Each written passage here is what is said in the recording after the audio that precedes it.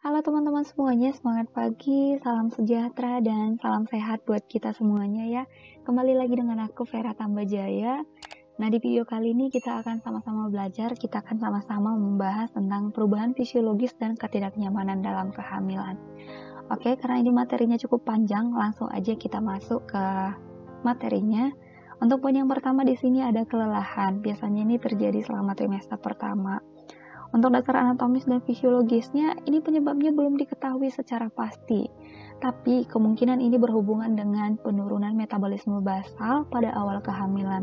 Kemudian terjadinya peningkatan hormon progesteron pada awal kehamilan sehingga menyebabkan si ibu mudah lelah, mudah mengantuk, dan ini merupakan respon awal dari kerja tubuh yang sedang berusaha menunjang pertumbuhan janin di dalam kandungan. Kemudian untuk cara mencegah dan meringankannya, yakinkan bahwasannya ini adalah hal normal di awal kehamilan. Dorong ibu untuk sering beristirahat, tetapi hindari istirahat yang berlebihan. Yang kedua, ngidam. Biasanya ini terjadi pada trimester pertama, tapi bisa juga berlangsung selama kehamilan. Nah, yang menjadi penyebabnya ini sering berkaitan dengan anemia akibat defisiensi zat besi. Kemudian terjadinya perubahan hormonal dalam tubuh ibu hamil yang membuat indera penciuman dan perasanya menjadi lebih sensitif.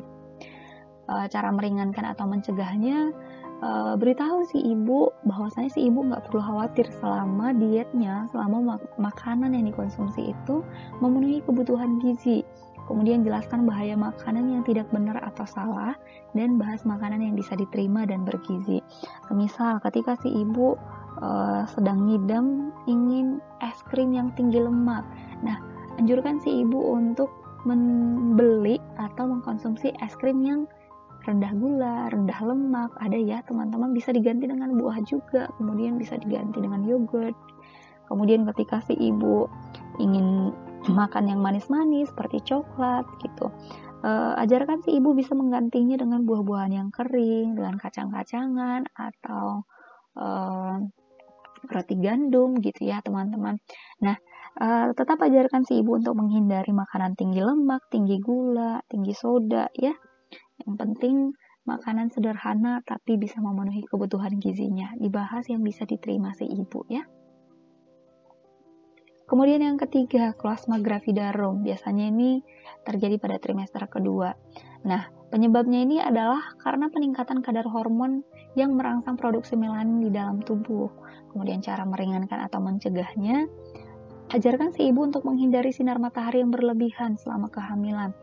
Tapi sebenarnya bukan hanya selama kehamilan ya teman-teman, kita yang sekarang ini hamil tidak hamil pun memang harus menghindari sinar matahari yang berlebihan. Kalau enggak hamil juga bisa mengakibatkan flek juga ya, bukan hanya di wajahnya kita tapi di tubuhnya kita yang lain juga bisa mengakibatkan flek. Kemudian gunakan tabir surya atau sunscreen yang ada kandungan SPF-nya. Kemudian gunakan lengan panjang dan topi yang lebar ketika hendak keluar ruangan, ketika hendak terpapar sinar matahari. Kemudian hindari penggunaan skincare yang membuat iritasi. Yang keempat, hemoroid. Biasanya ini terjadi pada trimester kedua dan ketiga. Nah, dasar anatomis dan fisiologisnya ini biasanya penyebabnya karena konstipasi ya teman-teman. Jadi jangan dibiasakan kurang cairan juga, kurang serat gitu ya, kurang pergerakan, kurang latihan gitu ya. Kemudian bisa juga karena tekanan uterus yang meningkat pada vena hemoroid dan kurangnya klaim dalam pembuluh darah akibat perubahan aliran darah. Kemudian tekanan vena yang meningkat pada vena panggul dan pembesaran vena hemoroid. Kemudian cara untuk meringankan atau mencegahnya, ajarkan si ibu untuk menghindari konstipasi, anjurkan minum air putih yang banyak, yang cukup, 3-4 liter, 2-4 liter, makan makanan yang tinggi serat. Kemudian dengan perlahan masukkan ke dalam, masukkan kembali jika perlu kalau si wasirnya itu keluar ya teman-teman. Hindari menahan buang air besar terlalu lama. Nah, ketika si ibu ada dorongan ingin buang air besar, katakan pada ibu jangan menahan terlalu lama. Kalau bisa langsung ke kamar mandi, langsung dikeluarkannya. Kemudian bisa juga dibantu dengan berolahraga ringan atau dilakukan senam kegel. Jaga kebersihan di sekitar dubur juga ya. Kemudian yang kelima, konstipasi atau sembelit. Nah, ini biasanya terjadi pada trimester 2 dan 3. Dasar anatomis dan fisiologisnya ini karena terjadinya peningkatan hormon progesteron yang menyebabkan aktivitas usus menjadi lambat dan otot-otot halus menjadi rileks, sehingga menyebabkan penyerapan air kolon juga meningkat. Dan terjadinya tekanan uterus yang membesar pada usus. Nah, ketika si ibu diet juga jadi kurang serat, kurang air, kurang cairan gitu ya teman-teman.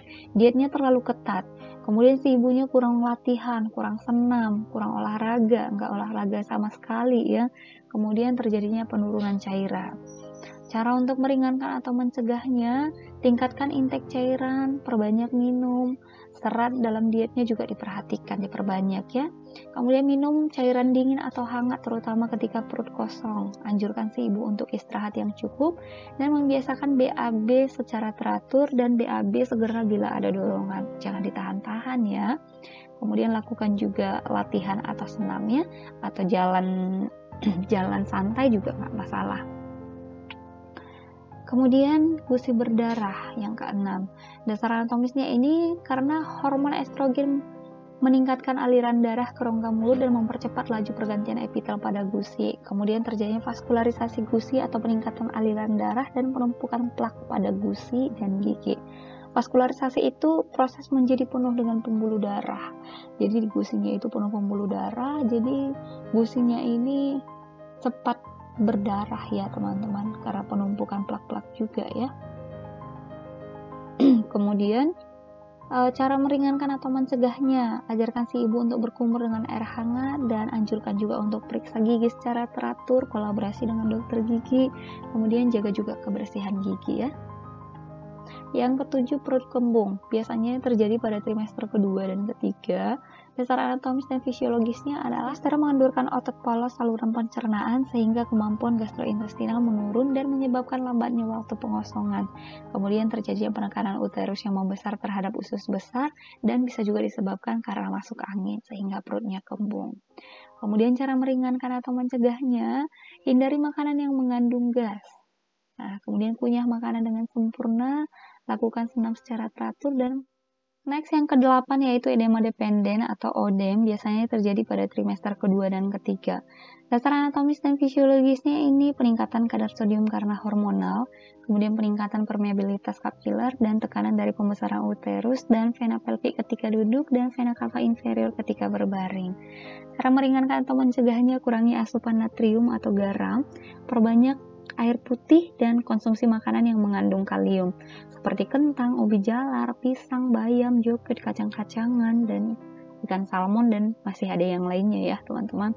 Kemudian hindari berdiri terlalu lama, hindari berbaring terlentang, berbaringlah miring ke kiri untuk meningkatkan aliran darah. Kemudian posisikan kaki ditinggikan jika tidur, bisa dialasi dengan bantal atau yang lainnya ya. Kemudian bisa ditinggikan ke arah tembok juga. Kemudian hindari kaos kaki yang ketat dan lakukan latihan atau senam. Untuk poin yang ke-9 yaitu rasa mual muntah antara 5-12 minggu. Tapi ini bisa terjadi 2-3 minggu setelah HPHT, hari pertama haid terakhir ya. Dasar anatomis dan fisiologisnya ini biasanya terjadi karena peningkatan kadar hormon HCG dan hormon estrogen, kemudian relaksasi otot halus, dan sensitif terhadap bau atau aroma tertentu, dan terjadinya pembesaran ukuran rahim yang membuat lambung tertekan. Cara meringankan atau mencegahnya, anjurkan si ibu untuk istirahat yang cukup tapi jangan berlebihan. Kemudian makan dengan porsi sedikit tapi sering. Makan biskuit kering pagi hari sebelum bangun dari tempat tidur jika memang ada tersedia ya. Hindari abu atau faktor penyebabnya, misalnya makanan dan minuman dengan bau atau aroma yang menimbulkan mual bahkan muntah. Anjurkan si ibu untuk duduk tegak, hindari posisi miring setiap selesai makan. Kemudian hindari makanan berminyak yang berbumbu merangsang. Bangun secara perlahan dan hindari pergerakan secara tiba-tiba. Kurangi atau hindari makanan berlemak seperti gorengan, junk food. Anjurkan si ibu untuk menghindari gosok gigi segera setelah selesai makan. Sarankan si ibu untuk minum teh herbal seperti teh chamomile, jahe, atau air jahe hangat ya. Kemudian poin yang ke-10, gatal-gatal. Biasanya terjadi pada trimester 1, bahkan bisa juga sampai ke trimester 3. Dasar anatomisnya ini mungkin karena hipersensitif terhadap antigen plasenta. Cara untuk meringankannya, anjurkan si ibu untuk kompres dingin dan menggunakan pakaian longgar dan gunakan pelembab kulit. 11. Sering buang air kecil. Nah, ini ada istilah nuktoria. Nah, nuktoria ini sering buang air kecil pada saat malam hari. Biasanya ini terjadi pada trimester pertama dan trimester ketiga. Nah, dasar anatomis dan fisiologisnya di sini karena uterus semakin membesar. Jadi uteris itu semakin membesar, jadi dia menekan kandung kemih. Kemudian ekskresi sodium yang meningkat bersamaan dengan pengeluaran air. Air dan sodium tertahan pada tungkai bawah pada siang hari dan pada malam hari terjadi peningkatan aliran balik dari vena bersamaan dengan peningkatan output. Cara meringankan atau mencegahnya, beritahu si ibu, jelaskan si ibu sebab terjadinya sering buang air kecil pada saat malam hari ini. Kemudian kosongkan saat terasa dorongan untuk buang air kecil. Anjurkan si ibu ketika sudah ada dorongan untuk buang air kecil, segera mengosongkannya, segeralah berkemih. Kemudian perbanyak minum di siang hari. Kemudian jangan kurangi minum pada malam hari kecuali hal ini sangat mengganggu. Tapi jika tidak mengganggu, tidak disarankan buat ibu untuk mengurangi minumnya ya. Kemudian hindari minuman kafein atau diuretik alami seperti teh, kopi, cola, karena ini akan membuat si ibu akan lebih sering lagi untuk berkemih ya, lebih sering buang air kecil. 12. Keputihan biasanya terjadi pada trimester pertama, 2, dan ketiga. Dasar anatomis dan fisiologisnya ini karena hiperplasia atau peningkatan jumlah mukosa vagina dan peningkatan produksi lendir dan kelenjar endoservikal sebagai akibat peningkatan estrogen. Cara meringankan atau mencegahnya, tingkatkan kebersihan setiap mandi, ganti pakaian dalam lebih sering dari biasanya. Kemudian sarankan si ibu untuk memakai pakaian dalam yang terbuat dari katun, yang daya serapnya lebih kuat. Hindari pakaian dalam yang ketat dan terbuat dari nilon. Bersihkan organ intim dengan cara yang tepat. Nah, ajarkan si ibu gimana cara membersihkan organ intim. Silahkan mencuci tangan terlebih dahulu sebelum dan sesudah memegang organ intim. Kemudian dibersihkan dari arah vagina ke arah anus dan jangan lupa dikeringkan supaya nanti pakaian dalamnya nggak lembab. Tapi kalau memang sudah lembab pakaian dalamnya, dianjurkan sesering mungkin untuk mengganti ya. Kemudian yang ke-13, sakit kepala. Biasanya ini terjadi pada trimester 1, 2, dan 3. Nah, dasar anatomis dan fisiologisnya ini karena adanya kontraksi otot, ketegangan spasma otot, dan keletihan. Dan bisa juga karena adanya pengaruh hormon. Cara meringankan atau mencegahnya, gunakan teknik relaksasi atau self-hypnosis. Ajarkan ibu bagaimana cara relaksasi. Ajarkan bagaimana cara tarik nafas dari hidung, hembuskan dari mulut secara perlahan. Ajarkan selalu ya. Kemudian istirahat yang cukup dan tetap aktivitas fisik seperti biasanya. Bisa juga ditambah dengan latihan atau jalan kaki, aerobik, yoga, dan lain-lain. Bisa dipijat di daerah leher dan otot bahu. Kemudian bisa juga dikompres dengan air hangat, kompres panas pada leher, dan mandi dengan air hangat ya, jika memungkinkan. Kemudian perbanyak mengkonsumsi air putih dan makan dengan porsi sedikit tapi sering. Next, poin yang ke-14, diare pada trimester 1, 2, dan 3. Dasar anatomis dan fisiologisnya ini kemungkinan dari hormon dan mungkin juga dari makanan. Nah, selama hamil terjadi perubahan pola makan sehingga saluran cerna ibu mungkin lebih sensitif. Bahkan, makanan yang aman dikonsumsi sebelum hamil bisa jadi setelah hamil jadi lebih sensitif terhadap makanan tersebut. Kemudian bisa jadi efek samping dari infeksi virus atau keracunan makanan atau bakteri-bakteri lainnya. Cara meringankan atau mencegahnya, anjurkan si ibu untuk perbanyak minum air putih, kemudian cairan pengganti, rehidrasi oral, atau minuman elektrolit guna mencegah dehidrasi. Hindari makanan berserat tinggi seperti sereal kasar, buah, sayuran, laktosa, dan anjurkan si ibu makan sedikit tapi sering untuk memastikan kecukupan gizinya. Hindari makanan dan minuman yang memperparah diare seperti makanan pedas, gorengan, susu, soda, kopi, dan makanan berlemak lainnya. Kemudian poin yang ke-15, dialisme atau sekresi air ludah yang berlebihan. Biasanya ini dimulai 2-3 minggu kehamilan dan berakhir setelah persalinan. Dasar anatomis dan fisiologisnya ini biasanya terjadi karena peningkatan hormon estrogen, bisa juga karena morning sickness atau emesis gravidarum atau bahkan mungkin hiperemesis. Cara meringankannya ini sama dengan penanganan mual muntah ya. Penanganan mual dan muntah dalam kehamilan, anjurkan si ibu untuk istirahat yang cukup, makan dengan porsi sedikit tapi sering. Jika tersedia biskuit, boleh dianjurkan si ibu makan biskuit di pagi hari. Kemudian hindari faktor penyebabnya, hindari abu atau makanan yang memancing mual dan muntah. Hindari posisi miring setiap selesai makan, ajarkan si ibu untuk selalu duduk tegak. Kemudian bangun secara perlahan, hindari pergerakan secara tiba-tiba. Kurangi atau hindari makanan berlemak, makanan berminyak, dan anjurkan si ibu untuk minum minuman teh herbal seperti chamomile, jahe, atau air jahe hangat. Yang ke-16 yaitu hidung tersumbat atau berdarah pada trimester pertama. Dasar anatomis dan fisiologisnya ini biasanya karena peningkatan kadar estrogen dan progesteron dan pembesaran pembuluh darah kapiler dan adanya relaksasi otot halus vaskuler serta vaskuler hidung berair dan peningkatan sirkulasi volume darah. Cara meringankan atau mencegahnya, gunakan vaporizer udara dingin, anjurkan si ibu untuk mandi air hangat dan hindari pemicu alergi. Kemudian yang ke-17, triae gravidarum, biasanya kita sebut ini dengan stretch mark ya. Dan ini biasanya tampak jelas pada bulan ke-6 atau ke bulan ke-7. Dasar anatomis dan fisiologisnya ini biasanya akibat perubahan hormon dan peregangan pada kulit perut seiring dengan membesarnya rahim dan dinding perut. Dan ini juga mungkin berkaitan dengan akibat ekskresi kortikosteroid. Cara meringankan atau mencegahnya, konsumsi makanan bernutrisi seperti buah-buahan, sayuran, dan hindari makanan tinggi lemak, gula, dan garam. Cukupi kebutuhan cairan ibu, anjurkan untuk banyak minum 2-4 liter per hari. Kemudian gunakan pakaian yang menopang payudara dan abdomen. Jika memungkinkan, lakukan latihan atau olahraga rutin seperti senam, yoga, jalan kaki, jalan santai ya. Itu poin yang ke-18, kram pada kaki setelah kehamilan 24 minggu. Dasar anatomis dan fisiologisnya ini terjadi karena peningkatan hormon progesteron, kemudian kenaikan berat badan ibu selama hamil, adanya tekanan uterus yang meningkat pada saraf, kemudian karena keletihan atau ibu terlalu aktif, dan bisa juga karena ibu kurang aktif atau kurang bergerak. Kemudian sirkulasi darah yang kurang ke tungkai bagian bawah, kemudian yang terakhir defisiensi kalsium dan fosfor.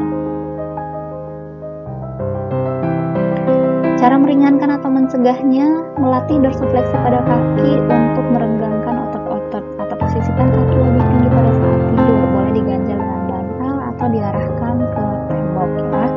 Kemudian gunakan penghangat untuk otot, minum air putih yang cukup 2-3 liter atau 4 liter, kemudian hindari duduk dan berdiri terlalu lama, dan boleh mandi air hangat. Selanjutnya 19, panas perut atau heartburn. Nah ini mulai selama trimester kedua, kemudian bertambah seiring dengan usia kehamilan dan hilang setelah persalinan. Dasar anatomis dan fisiologisnya ini karena produksi progesteron yang meningkat, kemudian relaksasi sphincter esophagus bagian bawah bersamaan dengan perubahan gradien tekanan sepanjang sphincter, kemudian kemampuan gerak serta tonus GI yang menurun, kemudian pergeseran lambung karena pembesaran uterus. Meringankan atau mencegahnya, makan sedikit tapi sering, kemudian hindari makanan berlemak atau terlalu banyak, makanan yang digoreng, makanan yang berbumbu merangsang, rasa asam, pedas, berbumbu tajam, kafein, soda, rokok, kopi, alkohol, coklat, dan hindari berbaring setelah makan dan makan sebelum tidur. Kemudian hindari minuman selain air putih ketika saat makan. Ke-20, varises pada kaki atau vulva. Nah, dasar anatomis dan fisiologisnya ini terjadi karena peningkatan hormon progesteron, kemudian kongestif vena pada bagian bawah yang meningkat sejalan dengan kehamilan karena tekanan uterus yang membesar, berdiri atau duduk bersila terlalu lama sehingga terjadi pelebaran pembuluh darah, bisa juga karena riwayat atau bawaan keluarga.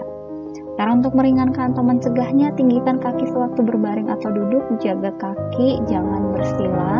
Kemudian hindari berdiri atau duduk terlalu lama, istirahat dengan posisi berbaring ke kiri, lakukan olahraga ringan pada pergelangan kaki, hindari pakaian yang ketat dan jaga postur tubuh. Hindari penggunaan sepatu hak tinggi, batasi asupan garam. 21 sakit punggung atas dan bawah terjadi pada trimester kedua dan ketiga. Dasar anatomis dan fisiologisnya ini karena uterus yang semakin membesar, kemudian spasme otot karena tekanan pada saraf, penambahan ukuran payudara, hormon yang meningkat menyebabkan kortilagen dalam sembusan besar lembut, kemudian mekanisme tubuh yang kurang baik, yakni menempatkan tegangan pada punggung. Pada waktu mengangkat barang, sebaiknya bungkuk, bukan bercokol. Kemudian cara untuk meringankan atau mencegahnya, gunakan body mekanik yang baik jika melanggar benda. Kemudian gunakan bra yang menopang dengan ukuran yang tepat. Berlatih dengan mengangkat panggul, hindari ketidaknyamanan bekerja dengan menggunakan sepatu hak tinggi.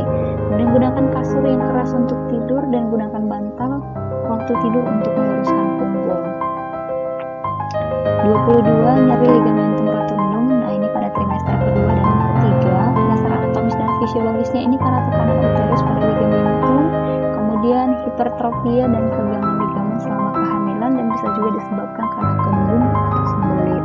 Nah, cara meringankan atau mencegahnya, beritahu ibu penjelasan mengenai penyebab rasa nyeri ini. Kemudian tekuk lutut ke arah abdomen, topang uterus dengan bantal di bawahnya dan sebuah bantal di bawah lutut untuk berbaring miring supaya ditopang di bagian uterus dan bagian lututnya ya. Kemudian spider nevi. Nah, spider nevi ini muncul pada usia kehamilan 3-5 bulan. Spider nevi ini berbeda dengan varises ya teman-teman. Kalau spider nevi ini di pembuluh darah kecil, kalau varises kan pembuluh darah besar. Nah, spider nevi ini warnanya merah, ungu, biru, dan polanya itu berputar. Dan biasanya kalau varises itu kan di betis ya, tapi kalau spider nevi ini di paha, dada, dan juga wajah. Nah, dasar anatomis dan fisiologisnya ini karena peningkatan hormon estrogen dan peningkatan aliran darah ke kulit. Nah, cara meringankan atau mencegahnya, yakinkan ibu bahwasanya spider nevi ini akan hilang setelah kehamilan berakhir nanti, setelah ibu melahirkan. Next, yang ke-24, pusing pada trimester kedua dan ketiga. Nah, penyebabnya dasar anatomis fisiologisnya penggumpalan darah dalam pembuluh darah tungkai yang mengurangi aliran balik vena dan menurunkan output kardiak serta tekanan darah. Mungkin dihubungkan dengan hipoglikemia juga, atau mungkin karena si ibu sedang anemia. Cara meringankan atau mencegahnya, bangun secara perlahan dari posisi istirahat, hindari berdiri terlalu lama dalam lingkungan yang sesak atau hangat, kemudian hindari berbaring atau posisi terlentang ketika tidur, konsumsi makanan yang kaya zat besi, terapkan pola makan teratur, cukupi kebutuhan cairan tubuh, dan aktif bergerak. 25 insomnia atau sulit tidur, biasanya ini pada mulai pertengahan masa kehamilan ya. Dasar anatomis dan fisiologisnya ini pola tidur yang berubah, tidur tidak nyenyak meningkat pada usia kehamilan 25 minggu sampai 33 atau 36 minggu, dan tidurnya akan kembali normal pada saat kehamilan ateram.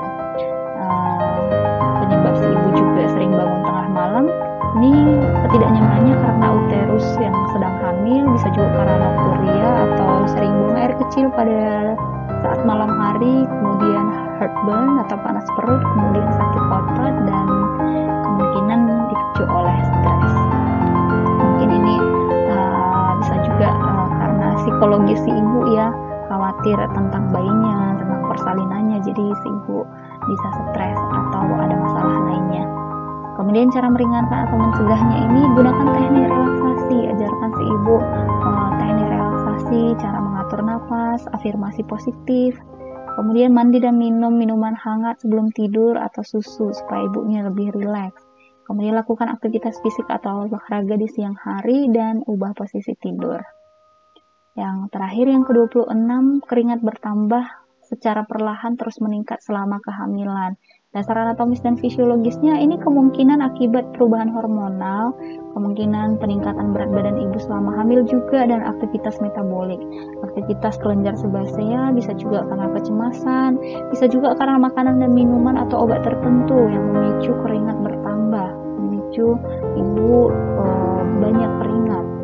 Kemudian cara meringankan atau mencegahnya, tingkatkan intake cairan, mandi atau berendam secara teratur, kemudian gunakan pakaian yang menyerap keringat, hindari makanan dan minuman yang membuat keringat berlebih atau merangsang keringat. itu dia materinya teman-teman, cukup panjang untuk perubahan fisiologis dan ketidaknyamanan selama kehamilan ini. Semoga bisa dipahami ya. Mungkin supaya lebih paham, di next video saya akan buat contoh kasus atau soal